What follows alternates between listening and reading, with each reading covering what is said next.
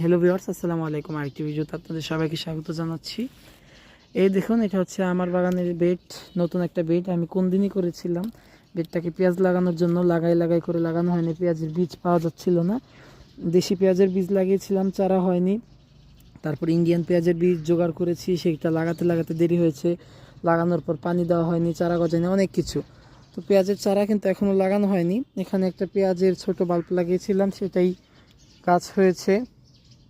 আর এই যে দেখুন, এই আজকে এগুলো নিয়ে এসেছি, এগুলো দেখাই আপনাদেরকে, তাহলে হয়তো বুঝবেন। এগুলো হচ্ছে পেঁয়াজ, মূলত সাইড থেকে নিয়ে নেওয়ার পর মাঝখানের যে অংশটা সেটাকে রেখেছি লাগানোর জন্য।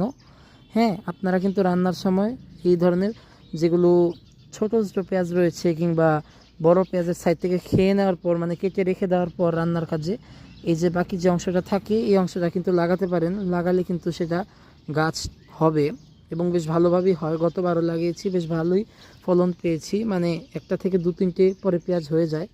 তো আমি এখন এগুলোকেই লাগাবো, এগুলো লাগানোর জন্যই এনেছি মূলত, আর আপনাদেরকে ভিডিও দেওয়ার জন্য, যে আপনারা যারা পেঁয়াজের বীজ জোগাড় করতে পারেননি কিংবা বীজ লাগানোর সময় চলে গেছে তারা কিন্তু পেঁয়াজ লাগাতে পারবেন।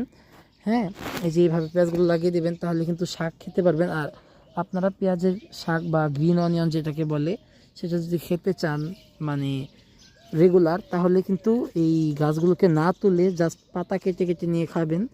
আমরা প্রত্যেক বছর বলতে গত 2 বছর ধরে এই কাজটা করি। গাছ থাকি এবং গাছ রেখে তারপর তার থেকে পাতা ছিঁড়ে ছিঁড়ে খাই, এরকম একটা অবস্থা আর কি।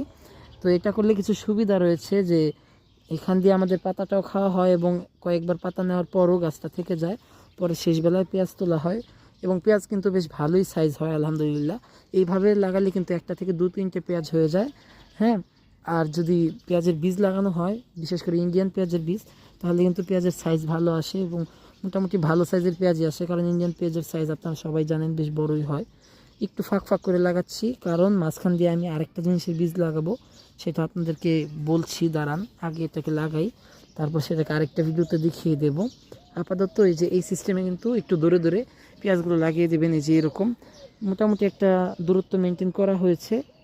একটু ফাঁক যে জায়গায় মনে হবে সেই জায়গায় দু একটা আরও লাগিয়ে দিচ্ছি। এই পেঁয়াজটাকে এখানে লাগিয়ে দিই এবং এখানে আরেকটা। আর এই সাইডটাতে কিছু রসুন লাগিয়েছি, এই সাইডটাতে অল্প কয়েকটা, এই যে দেখুন রসুনের পাতা বের হচ্ছে।